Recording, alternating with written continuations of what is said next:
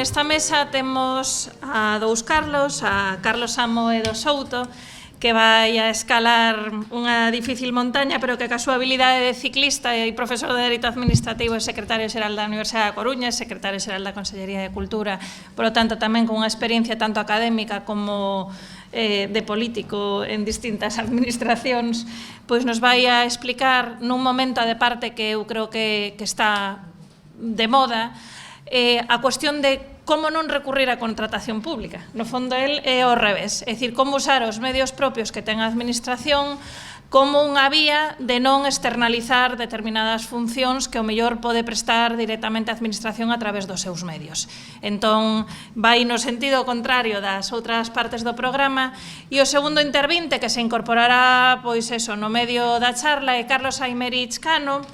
Carlos tamén ten as dúas facetas, é tamén profesor titular de Dereito Administrativo da Universidade da Coruña, neste momento secretario xeral da Universidade da Coruña, e, polo tanto, tamén está relacionado cos procedementos de contratación desa administración sui generis que son as universidades. No caso de Carlos Aymerich, o que lle pedimos é que nos falara de como a contratación pública pode favorecer o tecido productivo de proximidade, a pequena e mediana empresa, é dicir, como evitar que a contratación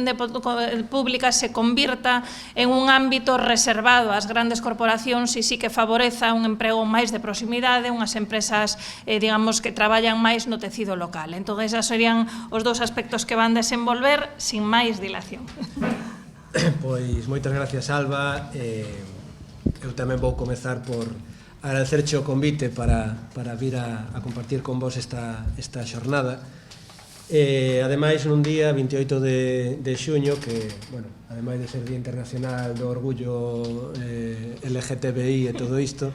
pois celebramos tamén o 80 aniversario do plebiscito do Estatuto de Autonomía para Galicia, do noso primeiro Estatuto de Autonomía, e a verdade que, sobre todo despois da xornada electoral do domingo, pois compartir con vos este día con xente coa que un leva pois moitos anos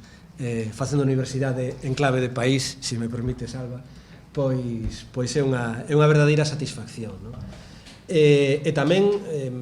é unha satisfacción poder escoitar a outros compañeiros e compañeiras que están traballando, que están non só estudando o que pode dar de sí esa visión estratégica do uso da contratación pública, sino que tamén están empezando a poñer en marcha, en exercer correctamente ou intentar exercer correctamente esa utilización da contratación pública para a consecución de políticas públicas conexas, non? Neste sentido, sí que querería comezar por aclarar que a miña visión neste punto é quizá un pouco máis ampla, porque creo que a visión estratégica da contratación pública debe tamén ter presente outras facetas da acción pública, non só a contratación, sino tamén a política de cambio normativo, a política organizativa, me parece tamén esencial, e situar aí en todo este xogo de espellos a contratación pública, non? Creo que se non temos un pouco esa visión máis amplia das posibilidades que ten a xestión pública, pois podemos cometer un erro, que é o erro de centrarnos exclusivamente na contratación como ferramenta, como potestade administrativa, pero eu creo que sería unha visión excesivamente unilateral, non? Porque, sobre todo na acción administrativa, antes o profesor Jimeno citaba a Einstein, bueno, vou citar unha persoa da miña altura intelectual, Mike Tyson, decía que everyone has a plan until they get punched in the mouth. O sea, que todo o mundo ten unha estrategia hasta que te pegan el primer puñetazo en la boca, ¿no? E, efectivamente, así que os que teñen experiencia político-administrativa saben que chegas con boas ideas sempre aos cargos de xestión político-administrativa, e de aclarar, entre paréntesis, que os secretarios xerais técnicos teñen unha postura realmente complicada e ambigua, porque son políticos entre os técnicos e son vistos como técnicos entre os políticos, e son casi sempre acusados de tecnocracia e cosas moi malas e de moi mal pronóstico, ¿no? Pecho ese paréntese, ¿no? Pero o certo é que me parece que cando chegas a exercer eses cargos con unha vontade de facer as cousas o mellor posible, empezas a enfocar tamén as túas potestades de contratación, pois te encontras con sorpresas que non tiñas pensado e que te obrigan a maniobrar durante toda a legislatura.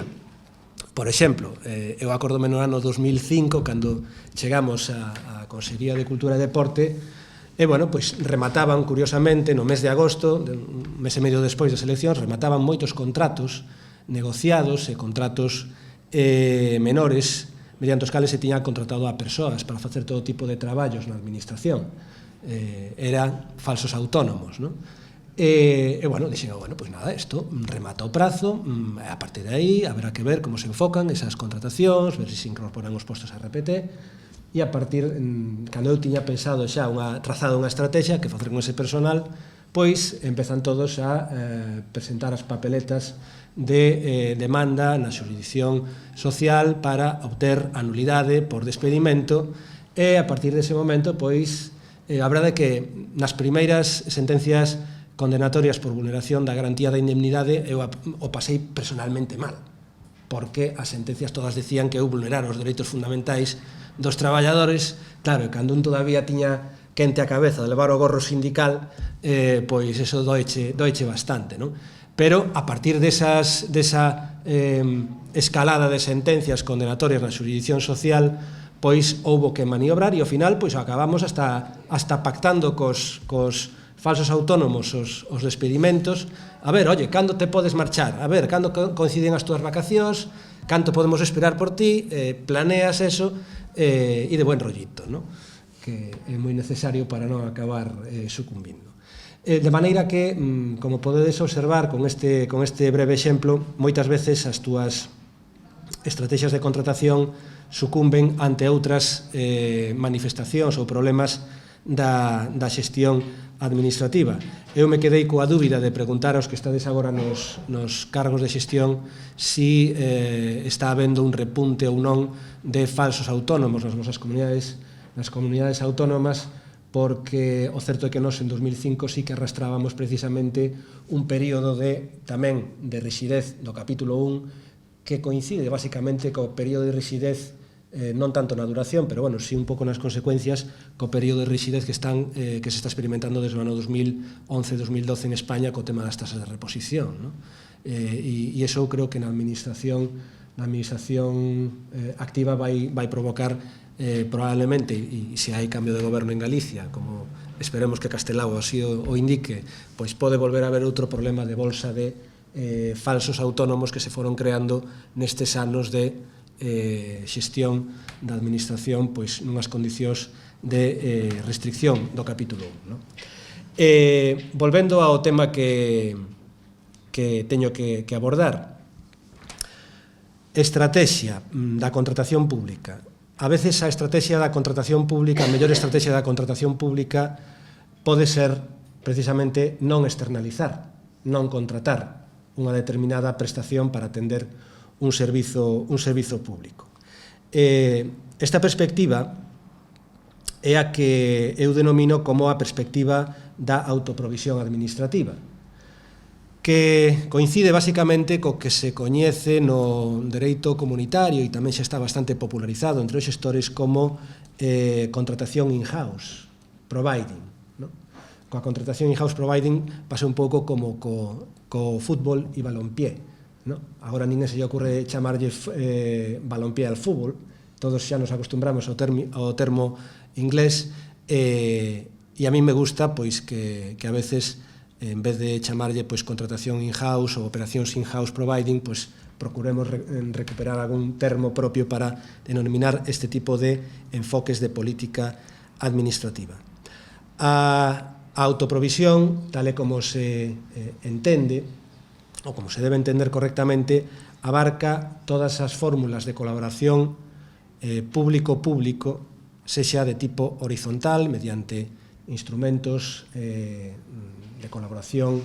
convencional, convenios, con personificación administrativa en consorcios ou non, e tamén inclúe as fórmulas de colaboración público-público en sentido vertical, é dicir, encargos de execución obrigatoria a entidades con personificación propia ou non, que están ou poden estar dentro da administración ou fora da administración encomendante.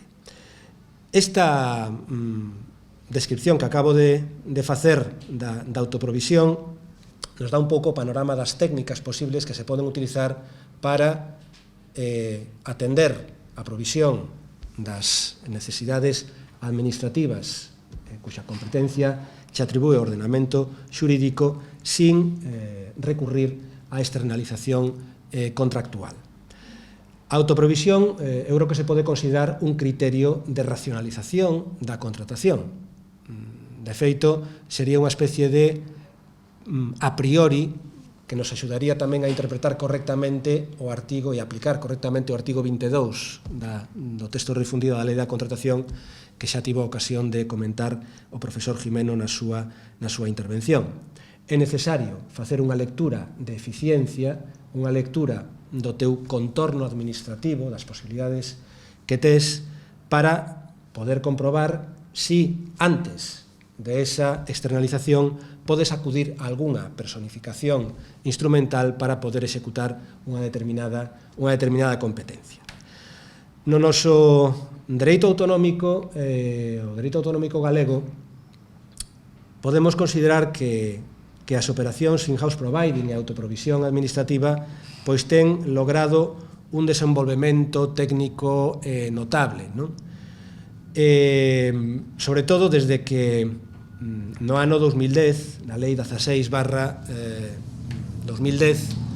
da Organización e Funcionamento da Administración Autonómica do Sector Público Autonómico, se incorporou unha regulación específica das operacións in-house providing nos artigos 47 e seguintes desa lei, e ao mesmo tempo se clasificou legalmente como medios propios a todas as entidades instrumentais integrantes do sector público autonómico, desde organismos autónomos hasta entidades públicas empresariais, consorcios autonómicos, sociedades públicas autonómicas e sector fundacional autonómico. Ademais desta clasificación por lei, deste recoñecemento por lei da condición de medio propio a todas esas entidades instrumentais, tamén se desenvolveu pormenorizadamente o réxime tarifario, o réxime das encomendas, como hai que facer para realizar unha encomenda, como hai que facer para determinar ese réxime tarifario, que beneficios industriais poden computarse, etc. Ese alto grado de desenvolvemento do noso dereito autonómico en materia de in-house providing de algún xeito deu solución ou deu unha saída a boa parte das críticas que se proxectaron durante anos contra este tipo de operativa administrativa, non? Causou moito trauma na administración autonómica toda a utilización de Traxa, que foi longamente comentada entre os técnicos da Casa, e precisamente como reacción a todas esas acusacións ou críticas de utilizar os medios propios e instrumentais para fuxir do dereito administrativo, pois se considerou oportuno, e me parece que con moi bo criterio, pois aportar unha serie de regulacións legais que puderan ir conxurando ou minorando esas técnicas, os aspectos máis criticables desas técnicas de personificación instrumental e de xestión administrativa, non? Eu acórdome tamén, por citar de novo as vellas épocas, me acordo moito que no ano 2005, cando se chegou a Consellería, neste caso de Medio Rural, pois foi moi comentado que todo o mundo coñecía ao gabinete da Consellería de Medio Rural porque había unha persoa que chamaban la cachonda de Traxa, non? Que foi moi comentado entre letrados e interventores que finalmente pois acabou saindo como falsa autónoma tamén. Non sei se continuou traballando na administración autonómica, pero sí é certo que se utilizaba moitísimo recurso a este tipo de empresas públicas para atender necesidades de personal, cousa que sigue sendo todavía un desafío importante, porque a alta utilización dos medios propios e instrumentais tamén pode dar lugar a cesión ilegal de man de obra, xente que está contratada por un medio propio e que traballa na sede da administración autonómica, etc. Se desenvolveron a partir do ano 2006 toda unha serie de medidas preventivas para evitar este tipo de fraudes na contratación, e eu creo que agora pois podemos contar con certas ferramentas para evitar, como digo, esas malas prácticas na utilización dos medios propios. Na Lei 14/2013 de racionalización do sector público autonómico, o legislador galego introduciu un precepto, o artigo 8, que precisamente introduce o concepto de autoprovisión administrativa no sector público autonómico. E aí, efectivamente, se considera como un criterio preferente o da encomenda ás entidades do sector público que sexan capaces de atender correctamente a prestación da que se trate dunha maneira máis eficiente que mediante o recurso ao sector privado. De maneira que, polo menos neste tipo no noso caso e para este tipo de necesidades que se identifiquen como proporcionables polo sector público autonómico, xa non existe ese famoso dogma do contratista interposto, senón que ao revés, como primeira opción do xestor, debe acudirse sempre a esa carteira de servizos que é capaz de prestar o sector público autonómico. No ano 2014, pouco despois da aprobación desta regulación, se aprobou a Carta de Servizos da Comunidade Autónoma, que inclúe distintas prestacións, que poden ser desde a prestación de traballos estadísticos, prestacións de redes informáticas, a prestación de traballos de intervención do gasto ou de asesoramento xurídico a cargo da Asesoría Xurídica Xeral da Xunta de Galicia. Eu creo que este tipo de políticas, ademais, pode dar visibilidade, e de feito exteriorizou as capacidades de prestación de servizos no sector público autonómico. É dicir, capacidades que ten a administración pública para prestar servizos ao conxunto dese sector autonómico. E iso me parece que é un primeiro paso que era necesario dar e que pode conformar, de algún xeito, un sector público máis robusto e máis activo, no sentido de ser capaz de atender máis necesidades dos cidadáns. É certo, sin embargo, que esta regulación da autoprovisión administrativa só afecta ao sector público autonómico. Non se aplica, por tanto, ao sector local, ao sector público local de Galicia. E isto sí que me parece unha das principais liñas de posible evolución de cara ao futuro. A mí me parece que a utilización das técnicas in-house providing, da autoprovisión, xa están suficientemente maduras do punto de vista xurídico, xa estamos suficientemente familiarizados con elas, pero é necesario,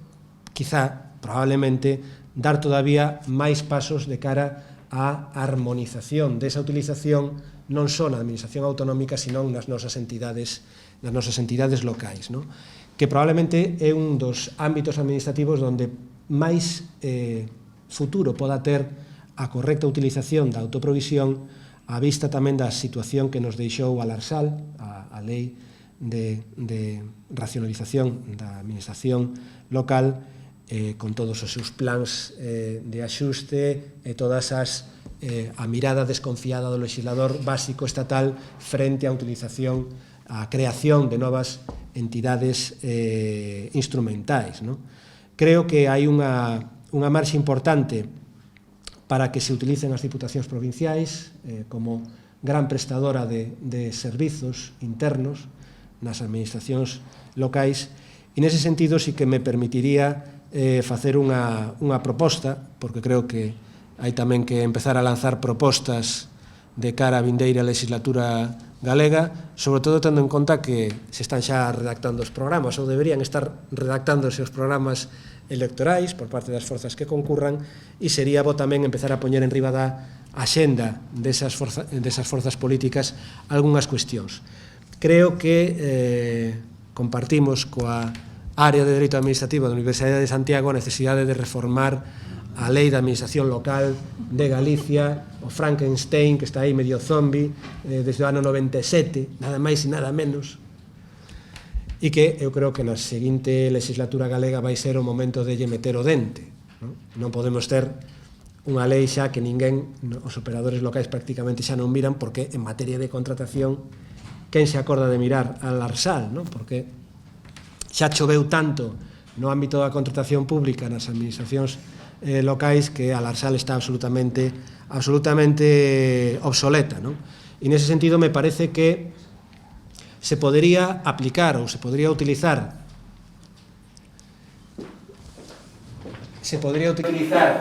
Carlos coincidirá conmigo,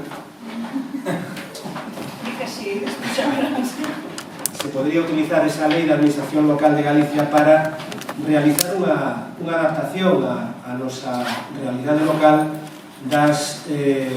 posibilidades que vai abrir esa legislatura estatal, a incorporación da normativa básica estatal, das directivas comunitarias, para dese xeito tamén eu creo que desenvolver e, de algún xeito, traspolar ao ámbito local, aplicar ao ámbito local as regulacións que sobre a autoprovisión administrativa se están aplicando na Administración Autonómica de Galicia. Creo que iso aportaría unha serie de ventaxas indudables, tanto en termos de eficiencia como de eficacia, e nos permitiría, creo eu, adaptarnos técnicamente mellor, e políticamente creo que tamén sería importante facer ese esforzo a esas realidades que vai ter o municipalismo no noso país de cara aos vindeiros anos. E non só o municipalismo, sino tamén o conxunto da xestión pública no país. Esa é a proposta que eu traía para esta xornada. E, bueno, pouco máis vou engadir, porque poderíamos tamén falar de outras cuestións, pero me parece que con isto xa vou a dar por rematado a miña intervención. Moitas gracias. Agradecer o convite. Segundo, pedir desculpas por non chegar a tempo, aínda que, claro, como un ven do Consello de Goberno da súa universidade, onde é secretario, sempre calculaba isto ás 12 está liquidado, pero claro, hai un último punto que é quenda aberta de intervencións, onde, bueno, que lle vou contar a Carlos, non? Suscítanse todo tipo de debates sobre calquera tipo de problema que hai na universidade, en este momento hai bastantes. Ben, o meu tema, e case dá vergoña ter que falar del diante de recoñecidos expertos e expertas, non só da área de Dereito Administrativo de Santiago, senón tamén de outras universidades do País Vasco, de Valencia, por suposto de Zaragoza, como o profesor Jimeno Feliu, e dentro do uso estratégico da contratación pública o acceso das pequenas e medias empresas e das cooperativas ou das empresas sociais, tal e como as define unha comunicación da Comisión Europea á contratación pública. A proposta, bueno, a organización ten o texto que pode, non? Creo que logo se poderá distribuir ou na web da rede está o texto, digo porque vou ter que ir rápido. Eu parto antes de nada dunha pequena obsesión miña, digo pequena obsesión miña porque xa traballara nisto no que foi o exercicio non da titularidade. Penso que agora, lendo algunhas cousas, está de actualidade, que é a noción de concorrencia, de competencia, non? Que se utiliza no ámbito da administración pública. Digo que está de actualidade porque a nova directiva, o artigo 18, introduce expresamente, a diferencia da anterior,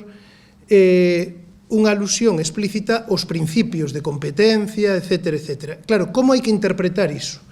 Estamos vendo, e o di o profesor Julio González García, non? Nun traballo que ten sobre globalización económica e políticas públicas, como unha das liñas, digamos, non? Polas que vai evoluindo o dereito público, o dereito administrativo, neste tempo de globalización é precisamente esa aplicación do concepto de dereito da competencia ou de competencia así entendido, digamos, unha aplicación case imperialista a todos os sectores. Aí ven o fenómeno da regulación. Os sectores regulados non é máis que unha regulación desde a óptica da competencia económica. E claro, se a isto lle sumamos que no ámbito do dereito da competencia da Unión Europea desde hai aproximadamente 10 anos a liña que se sigue desde a Dirección Xeral competente da Comisión é o que se chama esa análise económica ou unha aproximación económica, non? A competencia, isto está estudado por autores como Herrera Anchústegui ou o propio Albert Sánchez Graels, pois vemos que aquí temos un pequeno debate. Esa que citei a Sánchez Graels, por exemplo, este autor, non sei como lle afectará o Brexit, non? Pero aí andará, propón que o estudo do agrupamento de ofertas, é dicir, do que nos chamaríamos as UTEs, que tamén está previsto na directiva, claro, ollo, iso hai que velo desde o punto de vista do dereito da competencia, porque non vai a ser, non, que esteamos diante de unha de prácticas, di el, prohibidas desde ese punto de vista. É dicir, eu creo que cando falamos do uso estratégico da contratación pública estamos nun campo de batalla entre dúas nocións, dous conceptos de competencia ou de concorrencia. Por un lado, a concorrencia estrictamente económica, tal e como se aplica no dereito da competencia, e outro unha noción xurídica autónoma de concorrencia, autónoma tamén no campo da contratación pública, que é onde entra pois todo este tipo de consideracións, non? De raíz claramente xurídica, que parten da igualdade, que parten, non, da non discriminación e dunha serie de consideracións que, sen embargo, desde unha aproximación económica son completamente, digamos, prescindibles. E hai tamén unha manifestación práctica disto, xa entrando no que son as medidas para facilitar o acceso das pequenas e medias empresas á contratación pública. Hai un dogma que non se discute no dereito comunitario da contratación pública, que as reservas de contratos ás pequenas e medianas empresas, o que lle chaman no dereito norteamericano na Small Business Act, non, de 1953, as set aside, non, measures, é dicir, o 23% dos contratos, di a lei. Logo veremos que iso se está aplicando e hai algúns informes, eu os cito no texto, críticos, non, coa aplicación práctica desa lei de 1953, pero o 23% dos contratos a nivel federal nos Estados Unidos, e logo hai reservas similares a nivel de cada estado, resérvanse a pequenas e medias empresas. Un 3%, se non me engano, a empresas de propiedade ou dirixidas por mulleres, unha porcentaxe similar para tamén veteranos de guerra feridos, non? Unha porcentaxe tamén pequena para empresas que sean, bueno, detentadas ou dirixidas por persoas en situación, digamos, en risco de exclusión ou etc. Bueno, pois isto no dereito comunitario da contratación pública dice que está absolutamente prohibido, incluso di un informe do Consello Económico e Social, porque iso sería abrirlle a porta a corrupción. Dío así claramente. Sen embargo, se un vai a Small Business Act americana, defenden esta reserva precisamente, din eles, pola necesidade de salvaguardar unha economía de mercado libre e aberta. Seña que aquí vemos xa que a interpretación, e segundo interpretemos os conceptos, podemos chegar a unhas cousas ou a cousas diferentes. Avaliación xeral da Directiva 2014-24. Bueno, eu creo que hai, e tamén o apunto no texto, unha contradición no dereito comunitario da contratación pública que nesta directiva exprésase pois dunha forma especialmente intensa, que é Por un lado, temos a tendencia xeral do dereito comunitario da contratación pública, que está recoñecido en textos oficiais das institucións europeas, que é abrir mercados, aproveitar as economías de escala, pois lembrado o informe Cecchini, aquel xa de hai anos, non, sobre o custo da non Europa, pero tamén no ámbito da contratación pública, e asúmese, iso recoñécese, por exemplo, no libro branco de 1996, aquel libro verde, perdón, sobre modernización da contratación pública, que esa abertura dos mercados de contratación pública ia producir unha concentración empresarial e ia ser, pois, digamos, problemático desde ese punto de vista para as empresas pequenas e medias. Por tanto, temos a tendencia, a orientación xeral do dereito comunitario da contratación pública vai nesa liña. É o que busca a Unión Europea, incluso eses documentos de estrategia, o que era a Estrategia de Lisboa ou Europa 2020, cando fala, non, de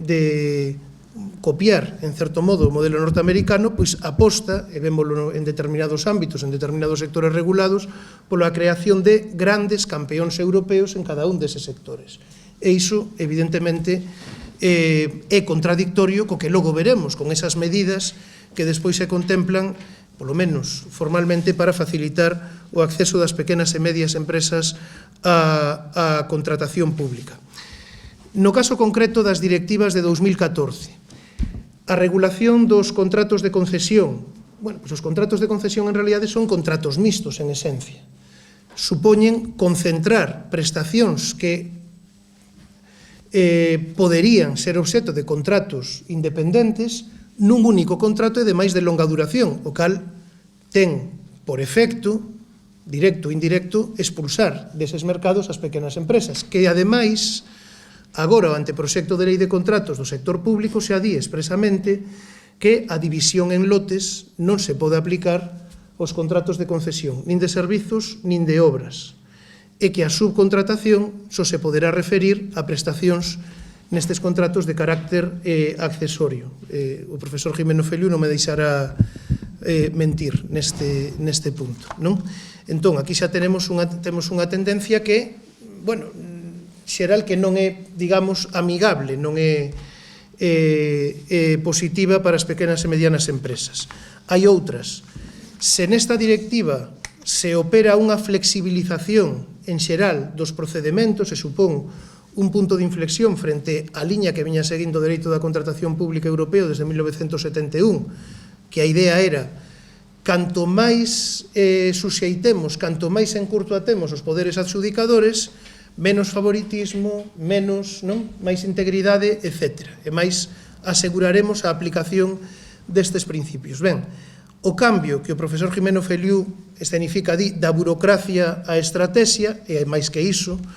pero verifícase tamén con incremento, digamos, dos procedementos negociados, non só o procedimento negociado en sí, tamén aqueles que introducen o diálogo competitivo, etc. E iso parece que tampouco é positivo para as pequenas e medianas empresas, que, en xeral, como parte fraca, como parte débil dunha relación, o que queren son normas claras nas que poder ampararse, non? Por tanto, segundo fenómeno do meu punto de vista. Hai outros. É certo que a extensión, o acceso, por exemplo, electrónico, os pregos e demais documentación do contrato facilita o acceso, sobre todo o acceso transfronteirizo ás pequenas e medianas empresas. Este documento europeo único, non, de contratación para acreditar a solvencia financeira, técnica e profesional, que ademais agora xa hai unha recomendación da Xunta Consultiva e un decreto, non, un regulamento comunitario do mes de xaneiro, xa se articula como aplicalo no ámbito tamén da contratación pública da contratación dos poderes públicos españois. Iso é positivo para as pequenas e medianas empresas, pero esta directiva opera algo que é unha reducción en xeral dos prazos que median entre o anuncio e a presentación de ofertas, etc., que tamén hai un certo consenso. En xeral, non é positivo para as pequenas e medianas empresas. Por tanto, temos esa contradición, e temos unha contradición que, ademais, eu, bueno, aquí apunto, non, casi de forma telegráfica, algunhas cuestións, se complementa aparte desa promoción que as institucións europeas, o abrigo das normas contables, non, da SEC do 95, do SEC 2010, fan das fórmulas de colaboración público-privada, que en xeral tamén expulsan, non, por esa agregación que ten nunha súa operación contractual de varios contratos que en principio poderían ser independentes, expulsa deses contratos ás pequenas e medias empresas. Venme á cabeza o caso do, aí nese caso o Tribunal Administrativo Central de Recursos Contractuais anulou os pregos, non, do contrato, era un contrato mixto, durante 10 anos a contratación era de seguranza, limpeza, mantemento e suministración enerxética para todos os hospitais da área hospitalaria da Xerencia Sanitaria de Ourense, non? Ben, anulouno porque entendía o Tribunal Administrativo Central de Recursos Contractuais que había unha agregación de obxetos que non guardaban entre sí a complementariedade que se refire á lei, o texto refundido da Lei de Contratos do Sector Público, cando se refire aos contratos mixtos, e que, por tanto, expulsaban, non? Tiña ese efecto. Curiosamente, a Xunta de Galiza, que logo sí que di fomentar o das pequenas e medianas empresas, o argumento, neste caso Sergas, que facía para defender este contrato era un argumento puramente económico. Volvemos a esa contraposición ou a esa pugna entre diferentes nocións de concorrencia ou de competencia económica. Dicía que así aproveitamos as economías de escala e podemos, é discutible, non? Porque tamén queda atado durante 10 anos a un contrato que non vai poder renegociar en sectores bastante dinámicos, pero o Tribunal Administrativo Central de Recursos Contractuais, neste caso, o que lle di é que o que ten que analizar son os criterios xurídicos e a noción de competencia desde un punto de vista xurídico, non desde un punto de vista exclusivamente económico, e que esa é a interpretación que hai que facer da lei. Claro, logo temos, se hai un estudo encargado pola Comisión, realizado por Pricewaterhouse e outras consultoras, non? Do ano 2014, esta promoción, aquí se fixo co informe Cora de xuño de 2013, pero fixose en conxunto nos 5 minutos me quedan, xa acabo, noutros países europeos, da centralización de compras públicas. Esta directiva promove, dunha forma especial, a agregación da demanda, reforma a regulación dos acordos marco e facilita, non, crea outras fórmulas de agregación da contratación. Aquí témolo, no ámbito da lei, da reforma da Lei de Bases de Réxime Local, promóvese claramente a centralización de compras a través das deputacións provinciais. O informe Cora tamén xa se traduciu nunha reforma da legislación básica, non, de contratos do sector público, tamén promove esta centralización de compras, e aquí, aínda que o impacto non sei se é igual, porque hai fórmulas, non, de formas de tramitar os acordos marco e de deseñar os acordos marco que poden facilitar o acceso das pequenas e medianas empresas, pero é evidente que a centralización de compras ou as centrais de compras sí que teñen un efecto, digamos, de expulsión das pequenas e medianas empresas deste ámbito da contratación pública. Por tanto, temos, como digo, esta contradición. Eu o que fago, pero xa digo, remito-vos o texto e podémoslo discutir se queredes pola tarde, é estudar con especial detalle, desbruzarme máis no que é a división en lotes, non? Porque realmente o resto das medidas que se apuntan, nos considerandos da directiva, en todo este soft law, non, que se foi creando, alrededor do acceso das pequenas e medianas empresas á contratación pública son, bueno, como di algún autor, eu fago meco aquí pois un artigo dun autor irlandés, di que son, bueno, bastante literatura, que cando se vai acudir, non, a práctica, pois un pasa ou pola peneira, este non lle queda prácticamente nada. A división en lotes do obxecto do contrato sí que podemos decir que é realmente a medida, tal e como se regula na directiva, que máis pode favorecer o acceso das pequenas e medias empresas á contratación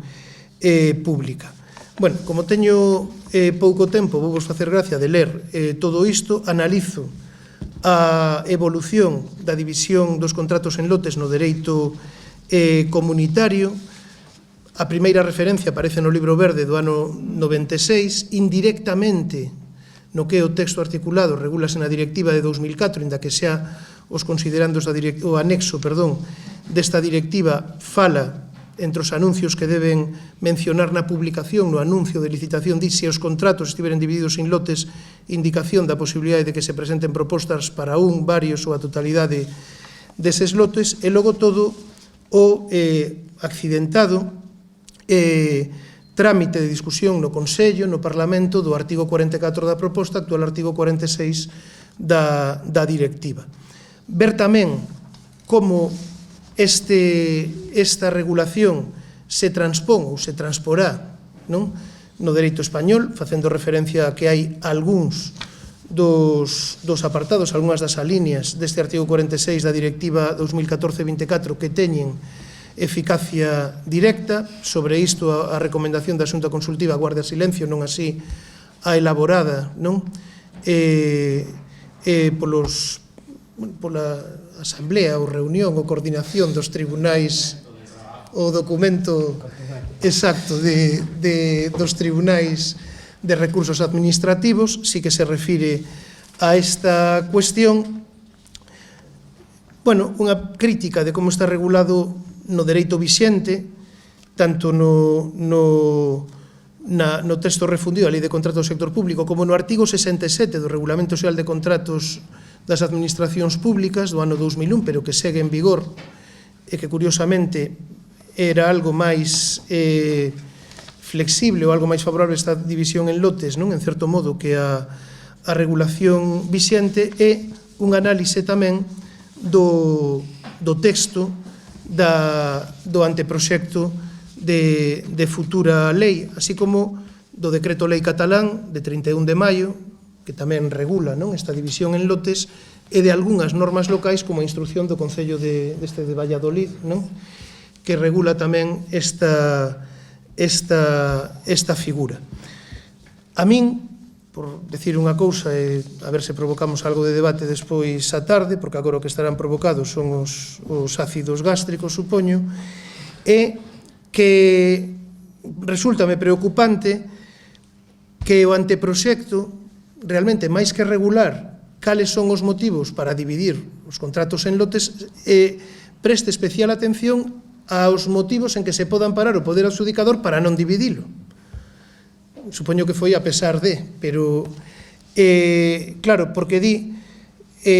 incluso introduce algúns que non están na lei vixente, non? Di que o risco para a correcta execución, que a división en lotes poda poñer en risco a correcta execución do contrato, procede da natureza do obxecto, di por implicar a necesidade de coordinar a execución de diferentes prestacións, cuestión que podería verse imposibilitada pola súa división en lotes e a execución por unha pluralidade de contratistas diferentes. Bueno, isto eu creo que poderíamos pensar no tan traído elevado modelo irlandés, non? Isto resólvese con que un dos lotes heteroxéneos, adxudique a un operador económico a función de coordinar. Pensade nun contrato de obras. Pois hai un lote que é a carpintería, e outro que é a fontanería, e outro instalación eléctrica. Claro, como estamos en momentos de descapitalización en termos de recursos humanos, non, das nosas administracións, o que queren todas as administracións é un contrato chave en man. Non, mire, vostede fagame o contrato, eu non quero ter que tratar con 50 empresarios, e a min dígame cando podo realizar o acto de recepción. Bueno, aínda que iso non vai precisamente no sentido desa profesionalización, verdade, da contratación pública, a que se refire o profesor Jimeno e a que se refiren moitos outros documentos en a que todos coincidimos, cabe a posibilidade de que un contrato, un dos lotes, se refira precisamente a esa coordenación, é o que se fai, o modelo irlandés, o que se refire un documento da Comisión xa do ano 98, iso de unha Small Business Act para Europa. Bueno, pois iso parece que aquí prohíbese expresamente. Bueno, unha rapidísima, xa remato, referencia aos contratos reservados a cooperativas e empresas de carácter social. Cando un colla a directiva e vai ao artigo 77, dentro dese capítulo que regula o réxime alixeirado, que lle chaman os ingleses o light touch, non? Regime para a contratación de servizos sociais, pode pensar, bueno, pois que sensibilidade social estes legisladores europeos que introduciron aquí a posibilidade de adxudicar directamente determinados contratos, os contratos sobre servizos sociais en sentido amplo, no sentido do anexo 14 da directiva, pero claro, cando un ve a que servizos nos estamos referindo, xa se empezan a acender algunhas luces de alarma, porque aquí están servizos sociais, seguridade social obrigatoria, prisións, etcétera, etcétera, etcétera. Entón, para entender de que vai isto, temos tamén que ir á orixe do precepto. Ben, o precepto introdúcese a instancias do goberno británico durante a tramitación parlamentaria da directiva, da proposta de directiva. Provocou, cando se introduciu, a oposición, por exemplo, da Confederación Sindical Europea, que decía que este precepto que contemplaba era a privatización larvada dos servizos sociais, en concreto da seguridade social. Por que o goberno británico? Bueno, pois porque o goberno británico daquela, de coalición entre os conservadores e o chico este, non, tan simpático do que non se volveu falar, como se chamaba? Nick Clegg, non? Pois tiñan en marcha un programa de privatización moi intenso de servizos públicos, sobre todo locais,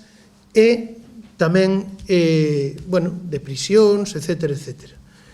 E decían, bueno, necesitamos un réxime transitorio, por iso a duración máxima destes contratos é de 3 anos,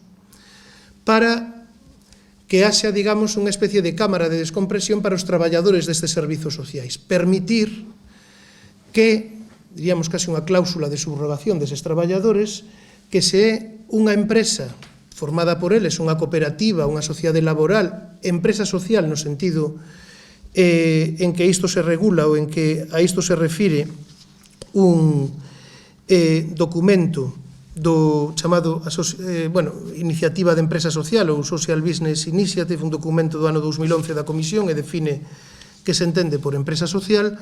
podan durante 3 anos adxudicarlle o contrato e, teñen esa vía, non? Claro, durante a tramitación deste artigo houbo algúns avances. Inicialmente prevíase que fose calquera tipo de empresa, o cal o grupo Buides, por exemplo, se estaba pensando en xestionar este tipo de contratos. Como consecuencia da presión dos grupos, digamos, de esquerda no Parlamento Europeo, tamén de certos lobbies, grupos de presión como a Plataforma Social Europea ou a Confederación Sindical Europea, introducíronse, como digo, certas matizacións, que se trate dunha empresa social. E que se entende por empresa social? Di que teña por obxectivo a realización dunha misión de servizo público, que reinvista os beneficios a fin de lograr o obxectivo de organización. Son os que tamén chamamos en inglés os non-profit, non? Pero claro, aquí están, ollo, as mutuas. As mutualidades tamén están aquí. Determinado tipo de fundacións, dependendo de se reúnen ou non de requisitos, tamén poden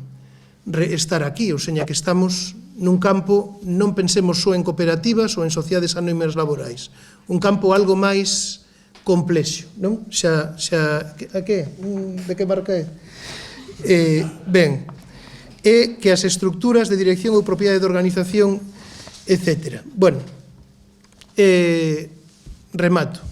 Hai unha contradición, isto daría para seguir falando, se a xurisprudencia do Tribunal de Xustiza da Unión Europea considera que a seguridade social non é, e que os servizos sociais non son servizos económicos de interese xeral e, por tanto, están fora do ámbito da aplicación das directivas, por que o anexo 14 da directiva e por que o artigo 77 os introduce, non? Hai, en certo modo, hai